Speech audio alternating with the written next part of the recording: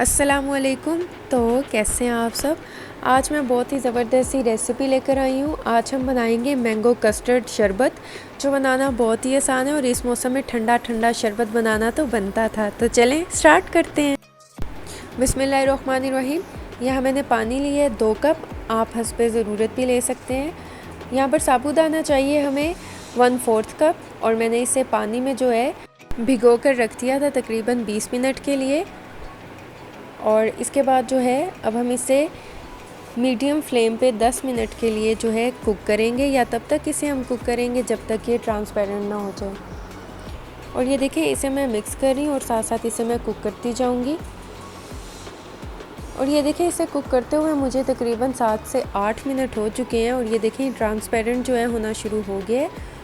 और इसी तरह जो है मैं इसको कुक करके जब तक ये ट्रांसपेरेंट नहीं होता तो तब तक इसे मैं कुक करूँगी। ये देखें, ये कुक हो चुका है, ये ट्रांसपेरेंट हो चुका है, और इसे मैंने जो है छान लिया है और इसको मैंने दोबारा से पानी से धो लिया है ताकि इसका जो स्टार्च है वो सारा निकल जाए।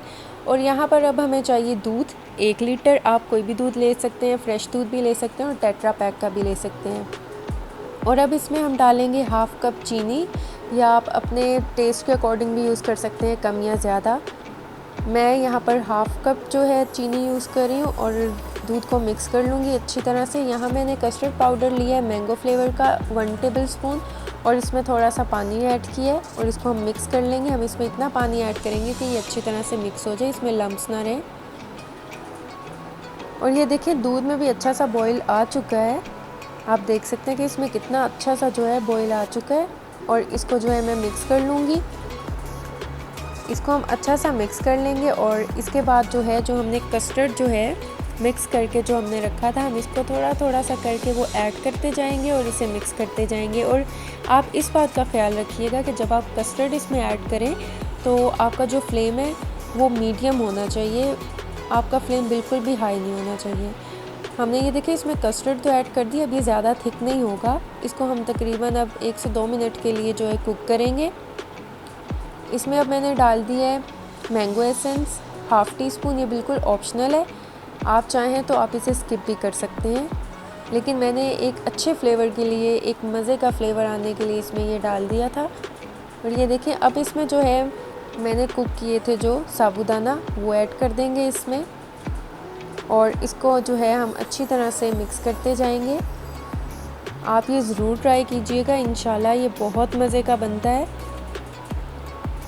और ये देखिए, इसको हम अच्छी तरह से मिक्स करते जाएंगे और 2 मिनट के लिए हम इसे कुक करेंगे।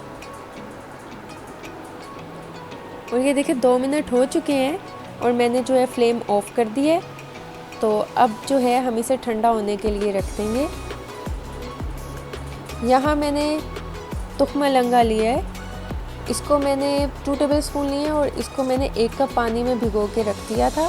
और ये देखें, जो दूध है हमारा वो अच्छा सा ठंडा हो चुका है। और अब जो है इसमें मैं डाल दूँगी तुख्मा लंगा।